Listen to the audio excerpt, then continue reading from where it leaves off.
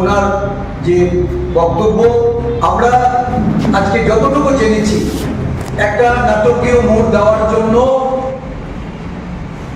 সুদীপ বাবুর যে আবাসিক যে স্থল, এই আমাদের এমএলএ হোস্টেল, এই এমএলএ হোস্টেলে উনি যেখানে অবস্থান করেন, পারিবারিক ওনার এই হোস্টেলের ওনার অবস্থান, ওনার স্ত্রী, ওনার শিশুরা ওইখানে থাকে, অত্যন্ত বর্বরচিতভাবে, জঘন্যভাবে নিন্দা জানানোর কোনো ভাষা নেই যে একটা শাসক দল আরক্ষা প্রশাসনকে সামনে রেখে আজকে যে ঘটনাটা তারা ঘটিয়েছে, যেভাবে এই সরকারি আবাসে গিয়ে তারা হামলে করেছে, গেট ভেঙেছে, সেখানে তারা ভাঙচুর করেছে ওই গার্ড হাউসগুলিতে, এই ধরনের ঘটনা এটা প্রমাণ করে যে আসলে এই রাজ্যে কোনো শাসন নেই।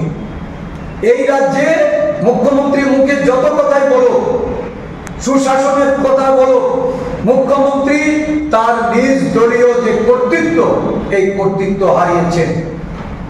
আমরা অবাক হয়ে দেখেছি এই ধরনের একটা ঘটনা গুটি কয়েক লোক সংগঠিত করছে, যেখানে আজকে তাদের শরিক দল তীব্রামাথা, আইপিএফটি, এরা আঞ্চলিক দল, আদিবাসীদের দল, এই দলে আদিবাসী সংখ্যাগরিষ্ঠ হওয়ার সত্ত্বেও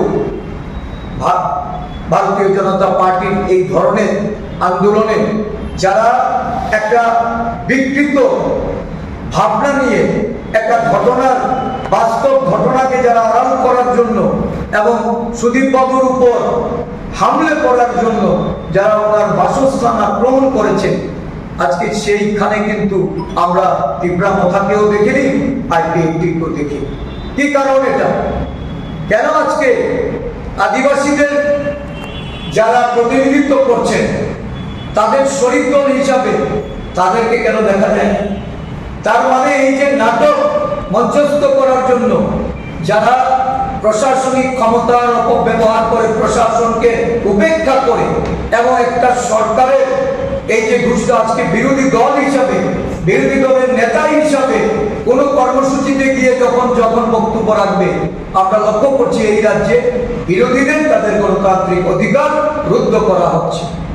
মারপিট করে, অফিস ভাঙচুর করে, বাসস্থানে আক্রমণ করে যারা বিরোধীকে দাবিয়ে রাখতে চায়, আসলে বাস্তব ঘটনা এটা কিন্তু কখনো লোপাট করা যাবে না, সেটাকে ঢাকা দেওয়া যাবে না, এবং সেটার জন্য সম্মুখে আসলে তার থেকে কিন্তু তারা কখনো এই আদিবাসী সমাজের কাছে তাদের এই যে বার্তা, এই বার্তা কখনো এটা সঠিক হবে না, এটা ভুল বার্তা।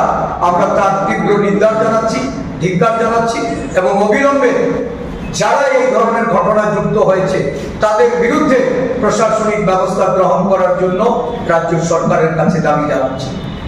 না রে, রেজিস্ট্রি করে বিয়ে করব। গয়নাগাটি কিছু হবে না রে। দিদিকে আর কত চাপ দেব বল? দিদি আমার জন্য অনেক কিছু করেছে। আর না। এই তোর সাথে পরে কথা বলছি, রাখছি। দেখ তো পছন্দ হয়েছে কিনা। চল ড্রেসিং টেবিলে চল।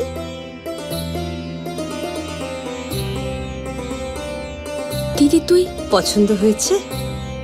তুই নিজে বিয়ে করলি না, আমায় লেখাপড়া শেখালি, আজ বিয়ে দিচ্ছিস, মা বাবার কোনো অভাব রাখিসনি, আজ এভাবে সাজাচ্ছিস কেন? কোনো দিদি কি পারে না তার আদরের বোনের মা বাবা হতে? তোকে কি সুন্দর লাগছে। রাধাকৃষ্ণ জুয়েলারিতে চলছে বিবাহ মঙ্গল উৎসব। বিয়ের গয়নার প্যাকেজ মাত্র 1 লক্ষ টাকা থেকে শুরু। প্রতি বিয়ের গয়নার প্যাকেজের মজুরিতে থাকছে 15% ডিসকাউন্ট এবং ফ্রি ইন্স্যুরেন্স। তাছাড়াও জ্যোতিষ বিষয়ক পরামর্শ দেওয়ার জন্য আমাদের শোরুমে থাকছেন হস্তরেখাবিদ প্রান্তোষ ভট্টাচার্য, জ্যোতিষশাস্ত্রী, কলকাতা। অ্যাপয়েন্টমেন্টের জন্য অগ্রিম নাম নথিভুক্ত করুন। রাধাকৃষ্ণ জুয়েলারি, উষা বাজার, আগরতলা, ধর্মনগর এবং বিলোনিয়া।